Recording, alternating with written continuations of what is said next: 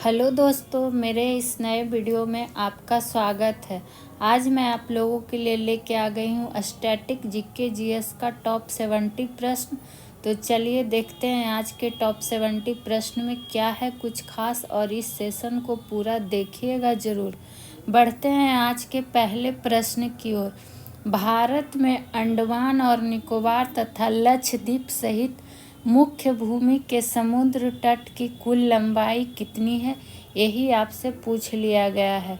तो ये जो लंबाई है वो कितनी है, 7516 किलोमीटर। ऑप्शन नंबर बी हो जाएगा राइट आंसर। तो और इसमें क्या जान सकते हैं, अगर आपसे पूछ दे भारत का कुल क्षेत्रफल कितना है, पूछा भी जाता है कि वर्तमान में भारत का कुल क्षेत्रफल कितना है, तो कितना है 32,87,263 वर्ग किलोमीटर।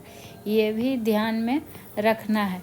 वहीं बात करेगा कि भारत जो है 7वां सबसे अधिक क्षेत्रफल वाला देश है।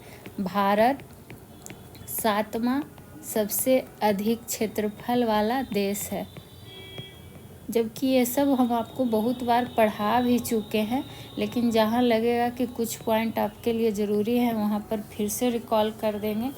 और वहीं बात करें कि दुनिया के कुल भौगोलिक क्षेत्र का लगभग कितना प्रतिशत है, तो 2.4% है। ये भी ध्यान में रखिएगा। अब आ जाते हैं आज के दूसरे नंबर प्रश्न की ओर। बिहार केसरी के नाम से किसे जाना जाता है, राजेंद्र प्रसाद, श्री कृष्ण सिन्हा, कर्पूरी ठाकुर या लाला लाजपत राय। तो बिहार केसरी के नाम से जाना जाता है श्री कृष्ण सिन्हा को। ऑप्शन नंबर बी होगा राइट आंसर।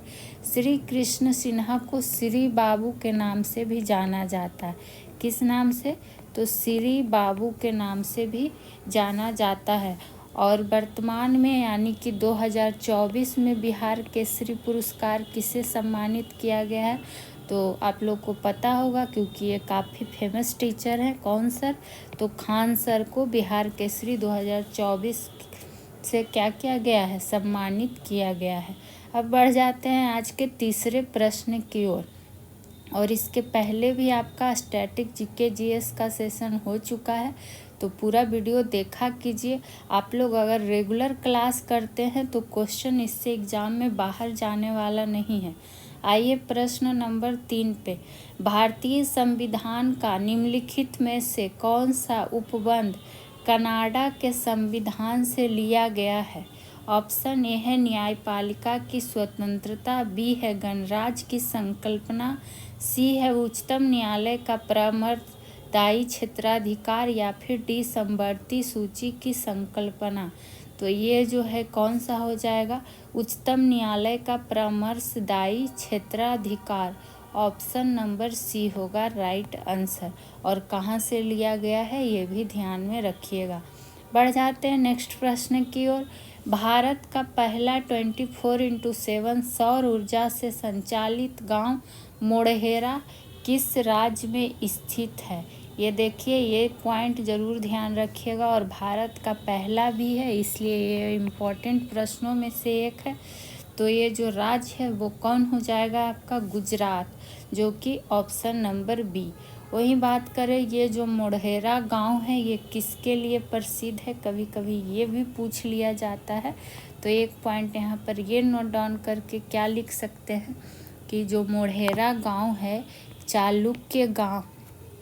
चालुक्य युग के सूर्य मंदिर के लिए प्रसिद्ध है। सूर्य मंदिर के लिए प्रसिद्ध है कौन सा, मोढ़ेरा गांव। तो ध्यान रखिएगा, जो कि गुजरात में है। आते हैं आज के प्रश्न नंबर 5 पे।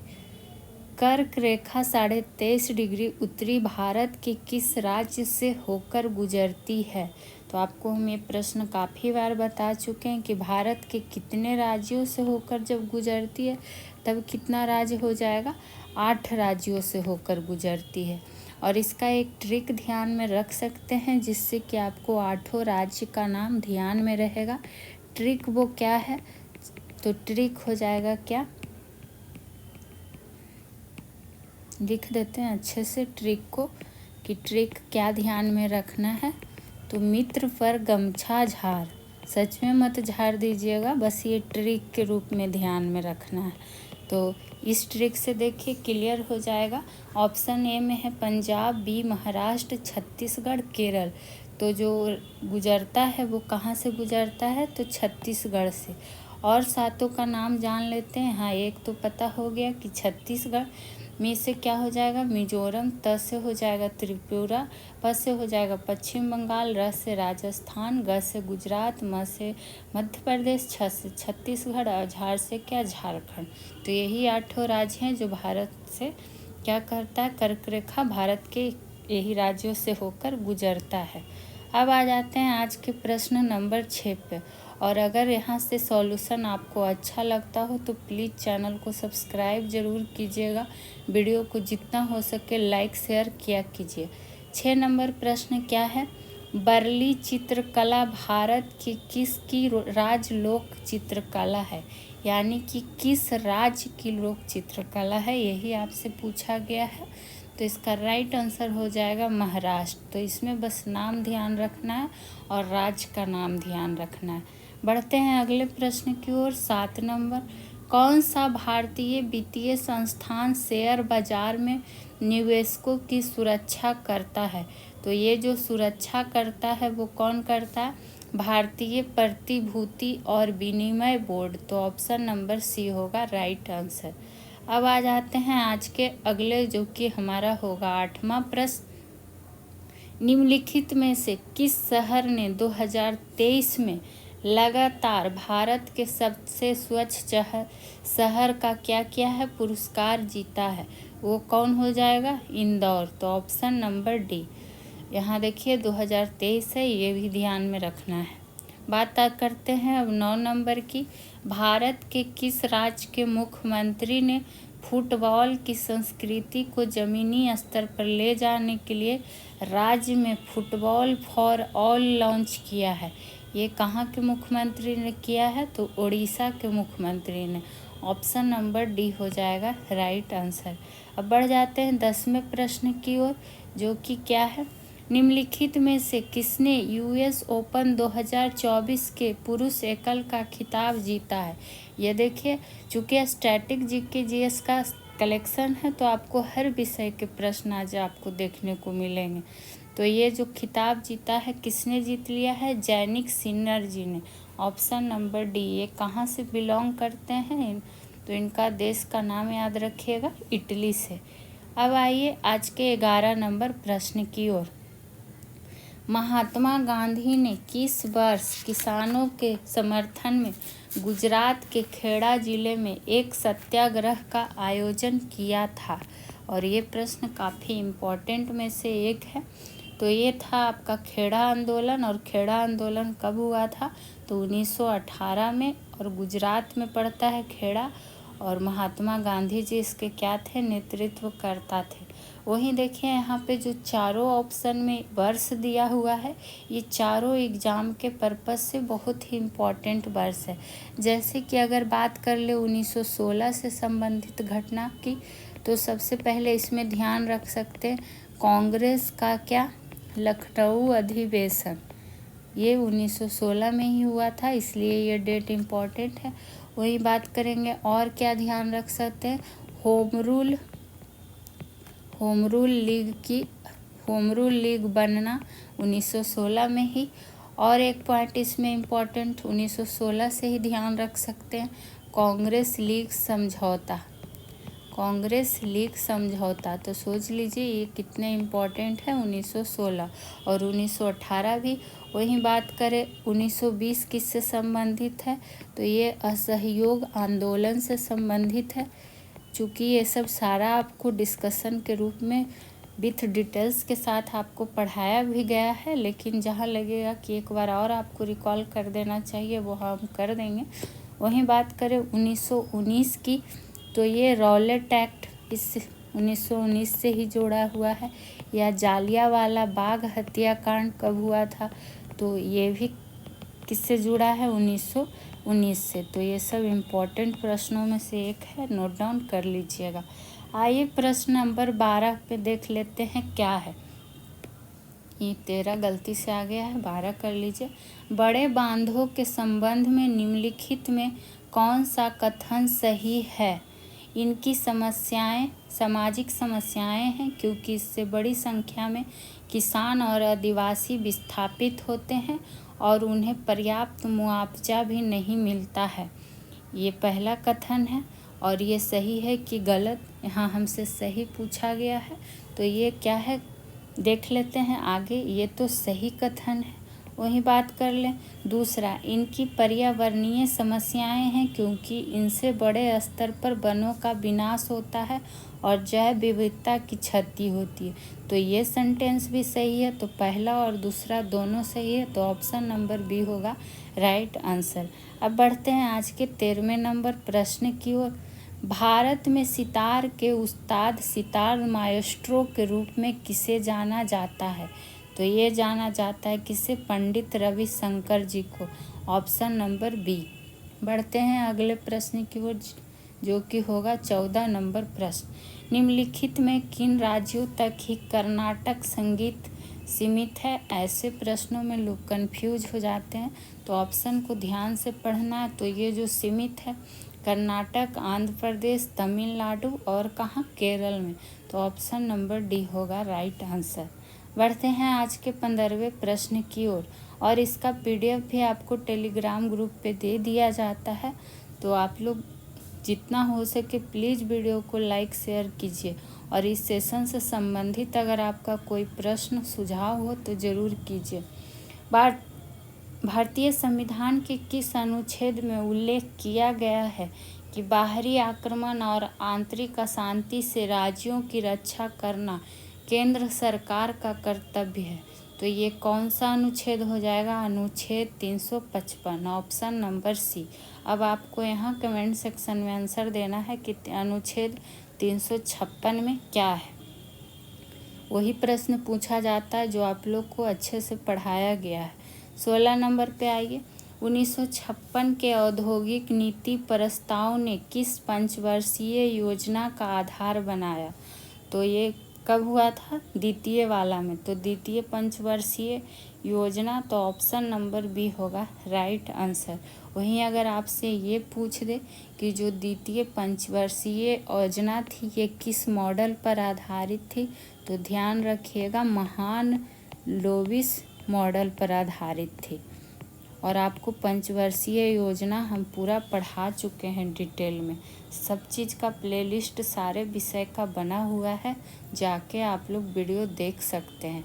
आइए प्रश्न नंबर 17 पे।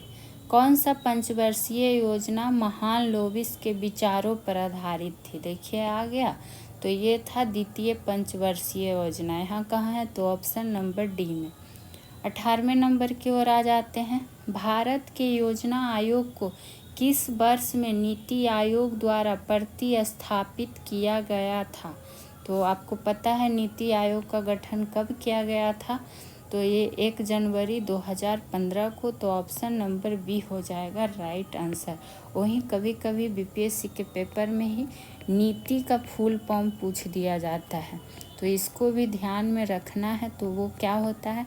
नेशनल पूछा भी गया है, तो national institution for transforming India, ये इसका फुल फॉर्म होता है, ट्रांसफॉर्मिंग इंडिया। तो इसको ध्यान में रख लेना है।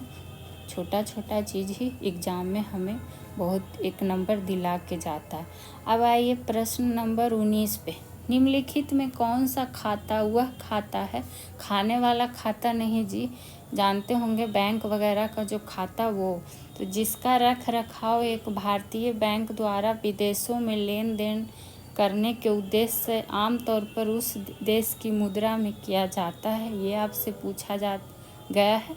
तो ऑप्शन नंबर ए हो जाएगा right answer, nostro, option number A. अब आइए प्रश्न नंबर 20 पे। भारतीय संसद में प्रत्यक्ष कर संहिता विधेयक यानी कि डायरेक्ट टैक्स कोड बिल कब पेश किया गया था? और ऐसे प्रश्न काफ़ी इम्पोर्टेंट होते हैं, तो ये कब पेश किया गया था? ये पेश किया गया था 2010 में ही। तो ऑप्शन नंबर ए होगा राइट आंसर। बढ़ते हैं आज के 21वें प्रश्न की ओर। निम्नलिखित में से किस राज्य में 2021 की स्थिति के अनुसार भारत में सोने के अयस्क का सबसे बड़ा भंडार है?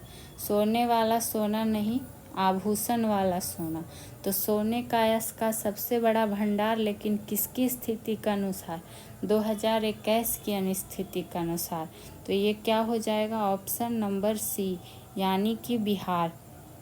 हो सके 2021 की स्थिति के अनुसार आपका क्रम दर्शाने के लिए पूछ दे कथन के रूप में, तो ध्यान रखिएगा बिहार पहले आएगा, उसके बाद आएगा राजस्थान, फिर आएगा कर्नाटक, उसके बाद आएगा पश्चिम बंगाल, और जो सबसे लास्ट में आ जाएगा वो कौन सा? झारखंड।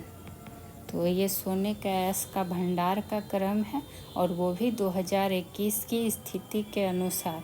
आइए 22 नंबर प्रश्न पे, किस भारतीय स्वतंत्रता सेनानी को भारत का बिस्मार्क भी कहा जाता है?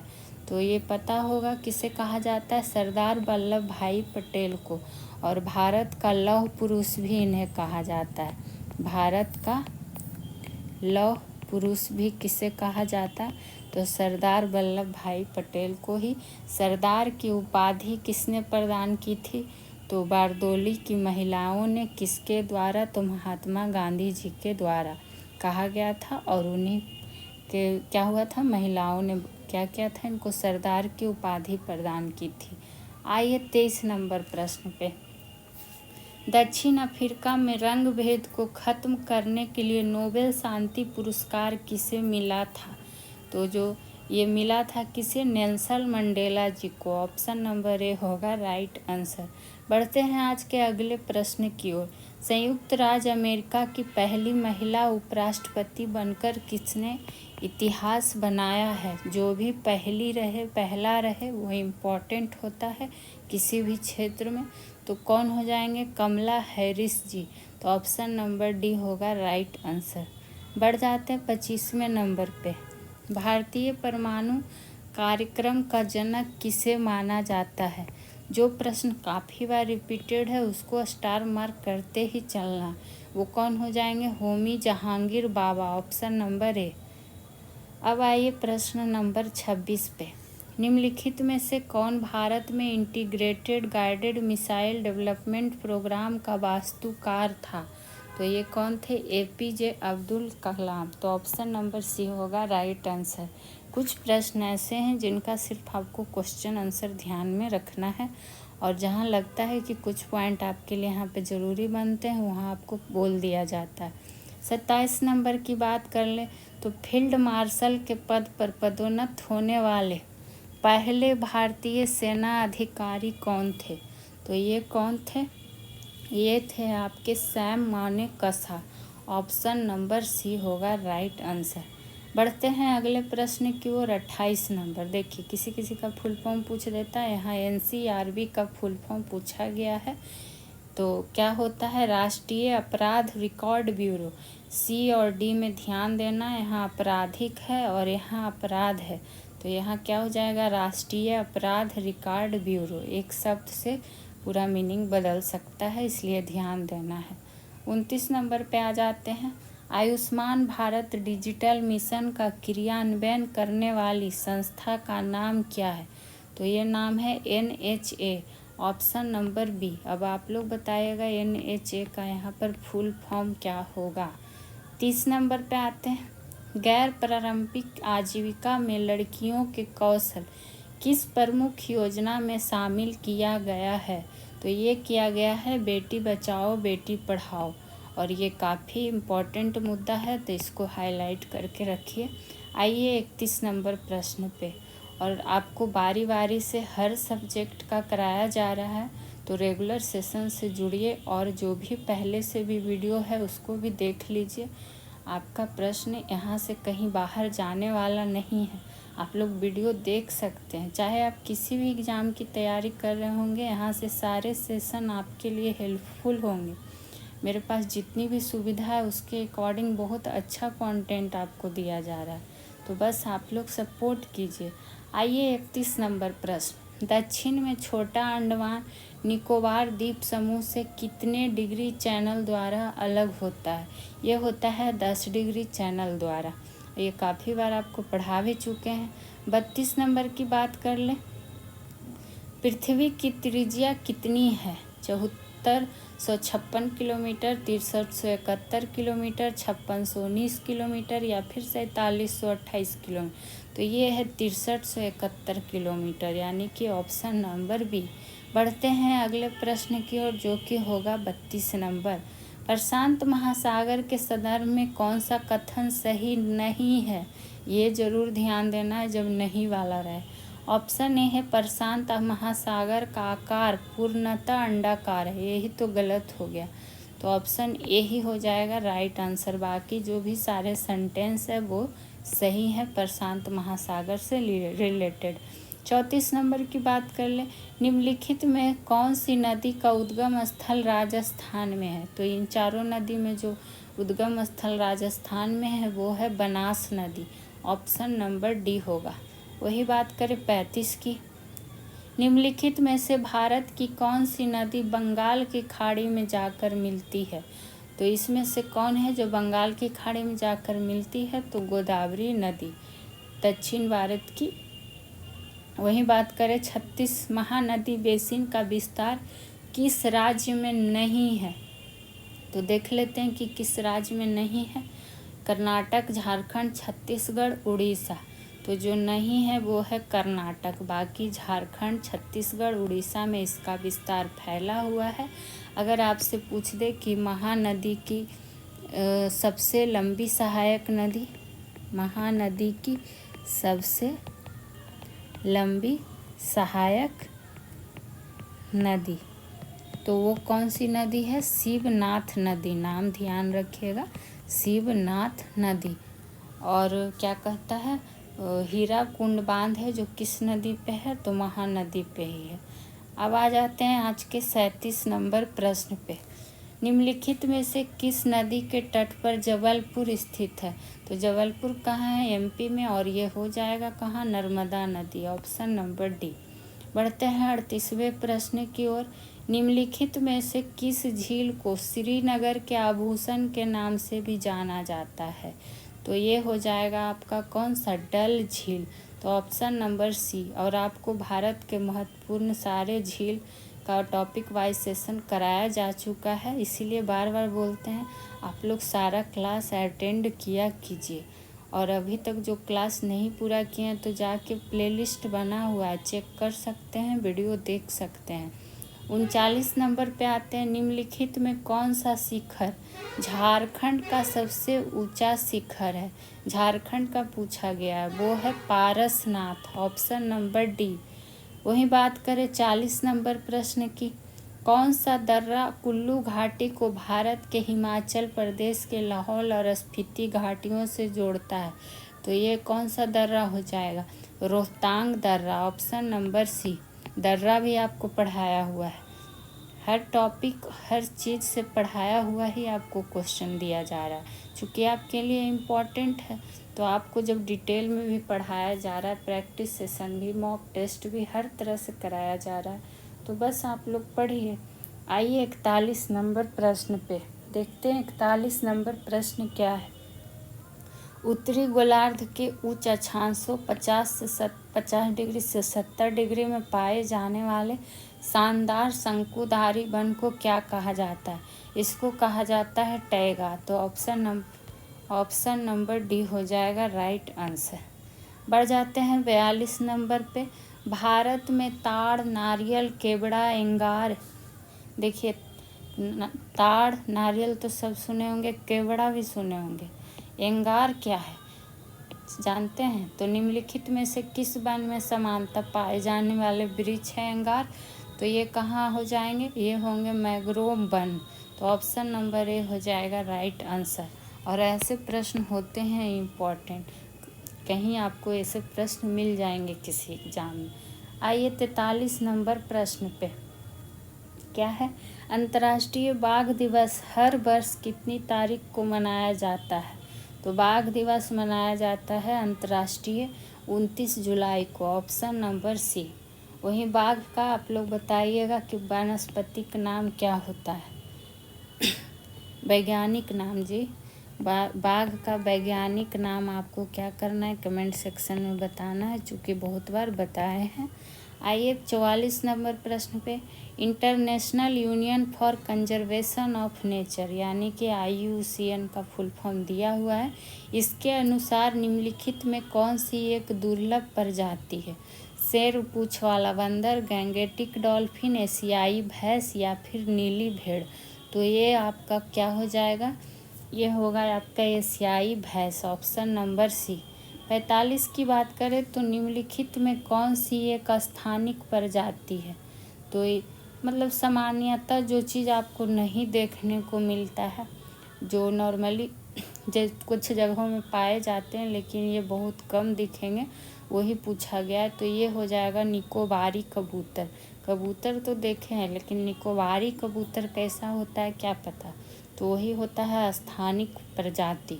46 नंबर पे आते हैं, पश्चिम हिमालय में बौद्ध शिक्षा का सबसे बड़ा केंद्र काईगोम्पा किस राज्य या संघ राज्य क्षेत्र में स्थित है? ये नाम ध्यान रखना है, काईगोम्पा। तो ये आपका है हिमाचल प्रदेश में। तो ऑप्शन नंबर बी होगा राइट आंसर। बढ़ते हैं 47 प्रश्न की ओर। भारत के निम्नलिखित में से किस राज्य में लिंगराज मंदिर स्थित है? ये प्रश्न भी काफ़ी बार पूछा गया है। ये आपका जो स्थित है उड़ीसा में, ऑप्शन नंबर ए। 48 पे आते हैं, श्री मणि प्रसाद का संबंध किस प्रकार के संगीत शैली से है? तो ये आपका है हिंदुस्तानी गायन संगीत शैली से, ऑप्शन नंबर डी। देख रहे होंगे आपको हर विषय का प्रश्न मिल रहा है और आपको हर विषय का अलग अलग से भी कराया जा रहा है। 49 नंबर पे आइए, भारतीय नर्तक उदय शंकर किस नृत्य शैली के लिए जाने जाते थे? ये जाने जाते थे नृत्य की फ्यूजन शैली के लिए। 50 की बात करते हैं, कथक भारत के किस भाग का प्रमुख नृत्य है? तो ये है उत्तर भारत का, ऑप्शन नंबर ए होगा। तो देखिए यहाँ पे हो गए हमारे 50 प्रश्न पूरे। अभी हमारे 20 प्रश्न और बच रहे हैं, तो जान लेते हैं। और आप लोग से बस रिक्वेस्ट है कि वीडियो को जितना हो सके लाइक शेयर ज़रूर कीजिए, आप लोग सपोर्ट कीजिए। बाकी अच्छे से अच्छा कंटेंट देना हमारा काम है। आइए 51 नंबर प्रश्न पे, मोहिनीअट्टम भारत के किस राज्य से संबंधित है जिनका नाम पौराणिक दिव्य मोहिनी से लिया गया है? तो ये कहाँ से है? मोहिनीअट्टम केरल का। तो 51 का क्या हो जाएगा, ऑप्शन नंबर ए। वही बात करें 52 नंबर की ओर, निम्नलिखित में किस जोड़ से मनुष्यों में गर्दन सिर से जुड़ी होती है? तो ये मुख्य जोड़ से जुड़ी होती है, ऑप्शन नंबर बी। इसमें ज़्यादा कन्फ्यूजन नहीं होना है कुछ प्रश्न में कि पूरा क्यों नहीं, बस जानते चलिए, कुछ कुछ का जहाँ लगता है हम खुद लिखवाते हैं। वही बात करें 53 नंबर की, निम्नलिखित में कौन सा रोग मच्छर के काटने से नहीं होता है? बार बार जोर डालते हैं जब नहीं होता है, पूछता है किसी में तो। फील पाँव, डेंगू, मलेरिया, हेपेटाइटिस। तो ये तीनों है ABC, जो ये तीनों होता है मच्छर के काटने से, लेकिन हेपेटाइटिस रोग नहीं होता। तो ऑप्शन नंबर डी होगा राइट आंसर। 54 की बात कर ले तो चिकनगुनिया किस मच्छर के कारण होने वाला एक संक्रमण है? तो बताइए, एक तो मच्छर काट काट के हम लोग को रोग भी देता है, अब उसको आप लोग याद भी करिए एग्जाम के लिए। तो चिकनगुनिया है, ये काटता है कौन मच्छर? तब हो जाता है एडिज, ऑप्शन नंबर सी। इसलिए मच्छरदानी लगा के ज़रूर सोइए। आइए 55 नंबर प्रश्न पे, निम्नलिखित में कौन सा कोलाइड फोम का एक उदाहरण है? तो कोलाइड फोम का उदाहरण क्या हो जाएगा? स्पंज, मक्खन, चीज़, कुहासा। तो देखिए ये तो ऐसे भी आप लोग समझिए, रीजनिंग के हिसाब से काट दीजिएगा, ठीक। तो स्पंज होता है, ऑप्शन नंबर ए होगा राइट आंसर। 56 की बात कर ले तो किस भारतीय लेखक ने प्रसिद्ध पुस्तक मानसरोवर लिखा है? तो प्रेमचंद है, और ये काफ़ी लोग को याद नहीं रहता है, क्योंकि प्रेमचंद का उपन्यास क्या क्या याद रहता है सबको, जैसे कि गोदान हो गया, कर्म भूमि हो गया, या फिर रंग भूमि हो गया, ये सब उपन्यास है जो सबको याद रहता है प्रेमचंद का, लेकिन यही मानसरोवर पुस्तक किसने लिखा तो लोग कंफ्यूज होने लगते हैं। तो ये ध्यान रखना है, प्रेमचंद का ही लिखा हुआ पुस्तक है। बात करें 57 नंबर की, तो पाटलिपुत्र की सामग्री उपन्यास के लिए किसे व्यास सम्मान मिला था। तो ये किसे मिला था, प्रोफेसर शरद पगारे जी को। ऑप्शन नंबर सी होगा राइट आंसर। पढ़ते हैं आज के 58 नंबर प्रश्न पे। निम्नलिखित में से किस फिल्म के लिए अक्षय कुमार ने राष्ट्रीय पुरस्कार जीता है। चाहे फिल्म तो आप लोग बहुत देखते होंगे, तो फिल्म वाला क्वेश्चन गलत मत कीजिएगा। रक्षाबंधन, मिशन मंगल, रुस्तम, बेल बॉटम। तो ये जो जीता है राष्ट्रीय पुरस्कार अक्षय कुमार जी, वो कौन, रुस्तम के लिए। और बहुत लोगों के अक्षय कुमार फेवरेट होंगे, तो जिनके भी फेवरेट हैं ये क्वेश्चन मिस नहीं कर देना है। 59 नंबर प्रश्न पे आ गया, किस भारतीय भाला फेंक खिलाड़ी को डोपिंग के लिए 2022 में ही 2025 तक निलंबित कर दिया गया था। तो यह 2025 तक जो निलंबित रहेंगे डोपिंग के लिए, यानी कि कुछ जो नशा करने वाला होता है वो उसके लिए दौड़ना नहीं रहता है, कुछ नशा वाला चीज़ को खा पी के, और इन्होंने वो कर लिया था, इसलिए इनको निलंबित कर दिया गया था 2025 तक। किनको, तो ये जो खिलाड़ी हैं भाला फेंक खिलाड़ी हैं शिवपाल सिंह। ऑप्शन नंबर ए। आइए 60 नंबर प्रश्न पे। 2024 पेरिस ओलंपिक खेलों में भारत ने कितने स्वर्ण पदक जीते। तो ये प्रश्न इम्पोर्टेंट रहेगा और आपको करंट अफेयर में हम पढ़ा चुके हैं इससे संबंधित प्रश्न डिटेल में। तो ये दुख की बात है कि ओलंपिक पेरिस वाला में भारत ने एक भी स्वर्ण पदक नहीं जीता। तो ऑप्शन नंबर सी हो जाएगा 0 स्वर्ण पदक, और ये काफ़ी निराशाजनक रहा भारतीयों के लिए। वहीं अगर पैरा ओलंपिक की बात कर ले तो वो अच्छा रहा, लेकिन पेरिस ओलंपिक हम लोगों के लिए ख़ास नहीं रहा। इसमें क्या कहता है कितने पदक मिले, 6 पदक, जिसमें कि बस 6 ही पदक, 1 रजत और क्या 5 कांस्य, इसलिए स्वर्ण एक भी नहीं आया और ये काफ़ी दुख की बात है। आइए प्रश्न नंबर 61 पे, किस देश ने क्रिकेट के T20 महिला एशिया कप 2024 का खिताब जीता है। तो ये जीता है किसने, श्रीलंका ने। ऑप्शन नंबर बी होगा राइट आंसर। देख रहे हैं करंट अफेयर भी आपको मिल रहा है, सारे प्रश्न सम्मिलित किए गए हैं और वो भी चुन चुन के इम्पोर्टेंट वाले। बात करें 62 नंबर की, तो भारतीय संविधान का कौन सा अनुच्छेद उच्च न्यायालय की रीट से संबंधित है। तो जब उच्च न्यायालय की रीट से संबंधित अनुच्छेद पूछेगा तब क्या हो जाएगा, ऑप्शन नंबर डी अनुच्छेद 226। लेकिन अगर सर्वोच्च न्यायालय का पूछेगा कि सर्वोच्च न्यायालय की रीट किससे संबंधित है, तब हो जाएगा अनुच्छेद 32। तो दोनों को ध्यान में रखना है। कितने प्रकार का रीट जारी होता है, तो 5 प्रकार का, और कौन कौन सा सारा डिटेल में आपको पॉलिटी का सेशन में कराया हुआ प्रश्न है। आइए 63 नंबर, निम्नलिखित में से कौन भारतीय संविधान की 7वीं अनुसूची की संघ सूची के अंतर्गत आता है। तो ये जो आता है कौन आता है, बाट तथा माप के मानक संस्थापित करना। Option number D. और ये 7वीं अनुसूची के किसके अंतर्गत आ जाएगा, संघ सूची के अंतर्गत। वही 64 नंबर की बात कर ले, तो भारतीय संविधान का 42वां संविधान संशोधन 1976, इसको अंडरलाइन कर देते हैं, ये इम्पोर्टेंट है, ने संविधान की प्रस्तावना में किसे शामिल किया है। तो ये किसे शामिल किया है, पंथ निरपेक्ष को। ऑप्शन नंबर ए। और भारत ये संविधान की जो प्रस्तावना है इसको भारत का क्या कहा जाता है, लघु संविधान भी कहा जाता है। तो अगर आपसे ये भी पूछ दे कि भारत का लघु संविधान किसे कहा जाता है, तो प्रस्तावना को कहा जाता है। और प्रस्तावना में 3 नया शब्द जोड़ा गया, समाजवादी, धर्मनिरपेक्ष, अखंडता। तो ये सब ध्यान में रख लेना और ये प्रश्न इम्पोर्टेंट है। आइए 65 नंबर पे, भारतीय संविधान की प्रस्तावना किस देश के संविधान से ली गई है। तो ये ली गई है कहाँ से, संयुक्त राज्य अमेरिका से। अब आप लोगों को यहाँ पर ये प्रश्न है कि ब्रिटेन से क्या लिया गया है, क्योंकि सारा आपको टॉपिक वाइज और सॉल्यूशन के रूप में क्या कहता है डिस्कशन के साथ कराया भी गया है, तो बताइएगा ज़रूर। आते हैं 66 नंबर प्रश्न पे। निम्नलिखित में से क्या भारतीय संविधान के भाग 9 के अंतर्गत आता है? तो इसमें क्या आ जाएगा? वित्त, संपत्ति, संविदा और वाद, ऑप्शन नंबर डी। अब आ जाते हैं प्रश्न नंबर 67 की ओर। भारतीय संविधान की किस अनुसूची में दल बदल के आधार पर अयोग्यता के प्रावधानों का उल्लेख किया गया? ये हो जाएगा आपका 10वीं अनुसूची, ऑप्शन नंबर सी।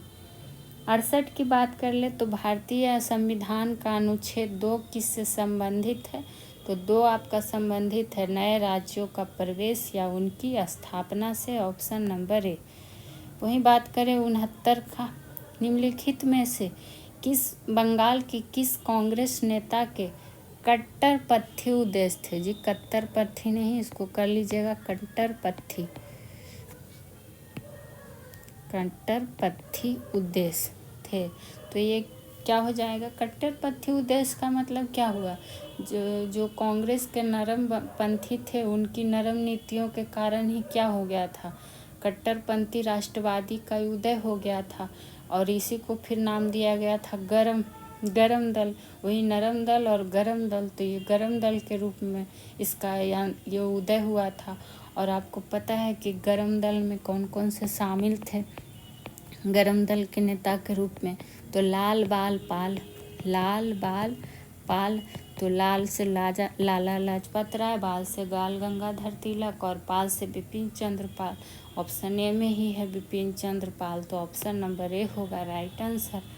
अब आइए प्रश्न नंबर आज के 70 की ओर, जो कि है हमारा अंतिम प्रश्न। भारतीय राष्ट्रीय कांग्रेस की पहली भारतीय महिला अध्यक्ष कौन थी?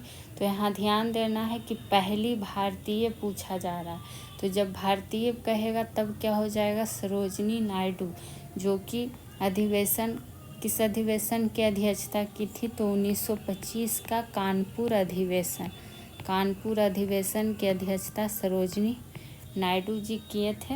वही बात करें एनी बेसेंट की, तो ये भारतीय राष्ट्रीय कांग्रेस की पहली महिला अध्यक्ष थी, जो कि कब 1917 का कोलकाता अधिवेशन का अध्यक्षता की थी। तो दोनों को ध्यान में रखना, कन्फ्यूजन क्रिएट करता है। तो आज के टॉप 70 प्रश्न हुए समाप्त। फिर मिलेंगे किसी और सेशन के साथ। तो आप लोग रेगुलर क्लास अटेंड कीजिए, जितना हो सके वीडियो को लाइक शेयर कीजिए, कमेंट सेक्शन में कमेंट भी जाके कीजिए कि कैसा लगा आपको आज का सेशन। मिलते हैं नेक्स्ट क्लास में। Thank you.